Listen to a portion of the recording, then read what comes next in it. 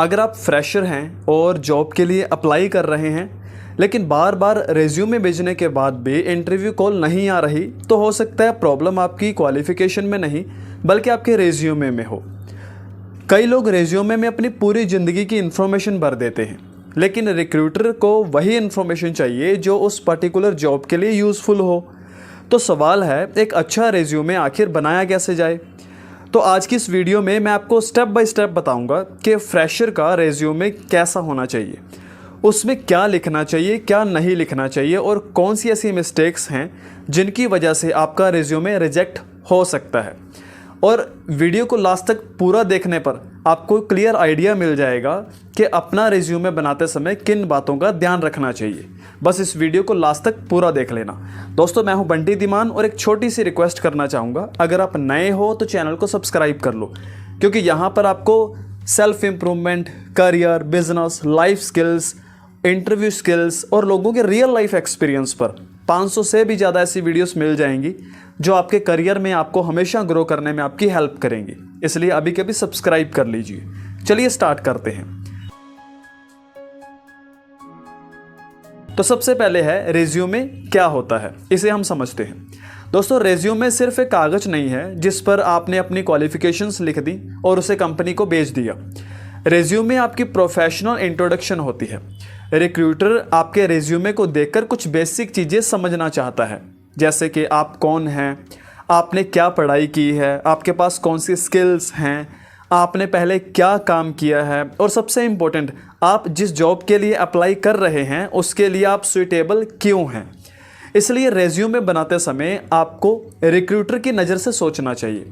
For example, मान लीजिए किसी कंपनी को सेल्स एग्जीक्यूटिव चाहिए।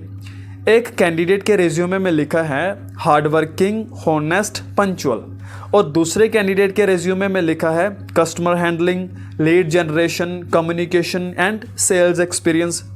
अब रिक्रूटर को दूसरे कैंडिडेट के रेज्यूमे से ज़्यादा क्लियर इन्फॉर्मेशन मिलेगी। इसलिए रेज्यूमे में सिर्फ क्वालिटीज़ लिखने की बजाय अपनी रेलेवेंट स्किल्स और एक्सपीरियंस को क्लियरली दिखाइए।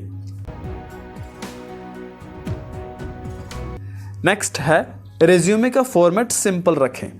दोस्तों, दूसरी इंपॉर्टेंट बात है रेज्यूमे का डिज़ाइन। बहुत से लोग रेज्यूमे को अट्रैक्टिव बनाने के चक्कर में बहुत ज़्यादा कलर्स, ग्राफिक्स और अलग अलग फॉन्ट्स का इस्तेमाल कर देते हैं, लेकिन रेज्यूमे कोई वेडिंग इनविटेशन तो नहीं है। रेज्यूमे प्रोफेशनल और इजी टू रीड होना चाहिए। आपके रेज्यूमे में आपका नाम, आपके कॉन्टैक्ट डिटेल्स, करियर ऑब्जेक्टिव या समरी, एजुकेशन, स्किल्स, एक्सपीरियंस अगर है तो, प्रोजेक्ट्स या अचीवमेंट्स, सर्टिफिकेशंस अगर रेलेवेंट हो, ऐसी चीज़ों को क्लियरली दिखाई देना चाहिए, यानी क्लियरली दिखना चाहिए।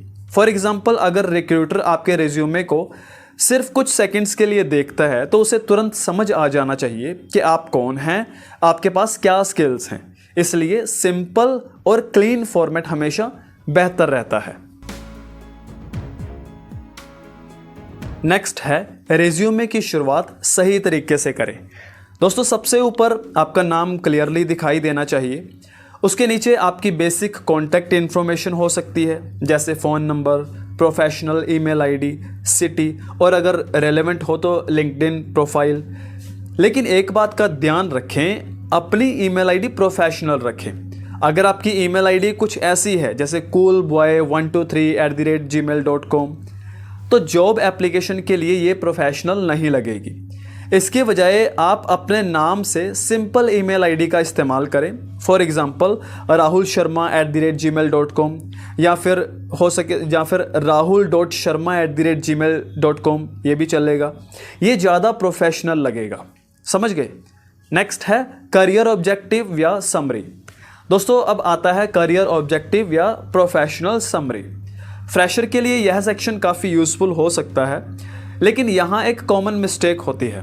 लोग लिख देते हैं to work in a challenging environment where I can utilize my skills and grow along with the organization. ये लाइन इतनी कॉमन है कि रिक्रूटर इसे रोज पढ़ सकता है। इसके बजाय आप जिस पोजीशन के लिए अप्लाई कर रहे हैं उसके अकॉर्डिंग ऑब्जेक्टिव लिखें। फॉर एग्जाम्पल, अगर आप डिजिटल मार्केटिंग की जॉब के लिए अप्लाई कर रहे हैं तो आप बता सकते हैं कि आपको डिजिटल मार्केटिंग की बेसिक नॉलेज है और आप SEO, सोशल मीडिया और कंटेंट मार्केटिंग जैसे एरियाज़ में अपने स्किल्स को प्रैक्टिकली यूज़ करना चाहते हैं। इससे रिक्रूटर को समझ आता है कि आपने रिज्यूम में सिर्फ कॉपी पेस्ट नहीं किया है।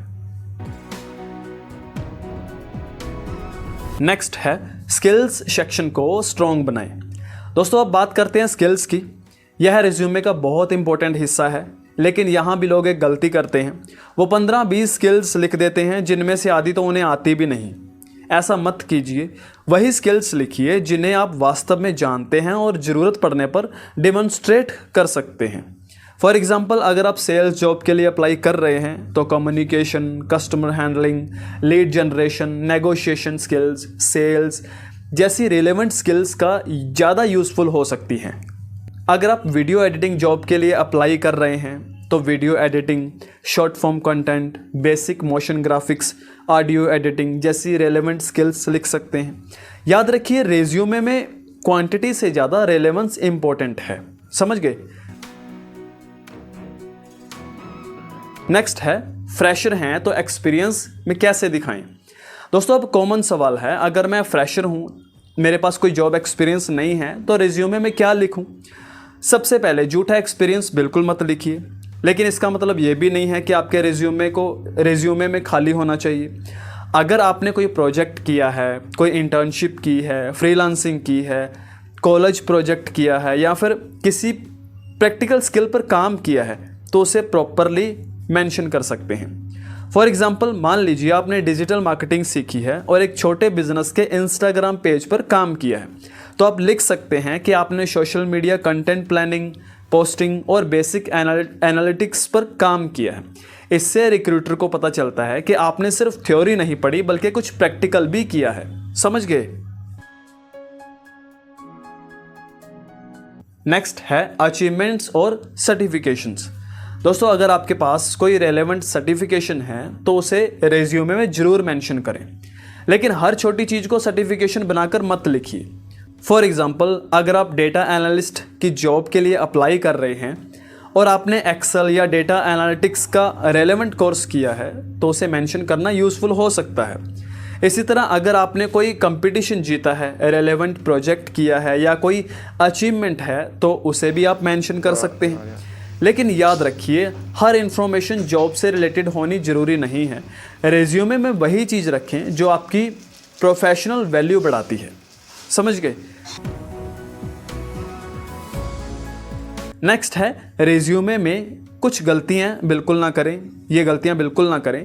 अब मैं आपको कुछ ऐसी मिस्टेक के बारे में बताता हूं जिन्हें अवॉइड करना चाहिए। पहली गलती, बहुत लंबा रेज्यूमे बनाना। फ्रेशर ने अगर 4-5 पेज का रेज्यूमे बना दिया तो ज़रूरी नहीं कि वो ज़्यादा इंप्रेसिव लगे। दूसरी गलती है स्पेलिंग और ग्रामर मिस्टेक्स।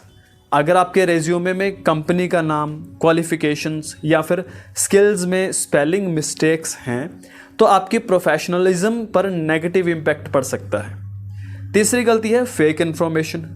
कभी भी ऐसी स्किल या एक्सपीरियंस मत लिखिए जिसे आप इंटरव्यू में एक्सप्लेन नहीं कर सकते।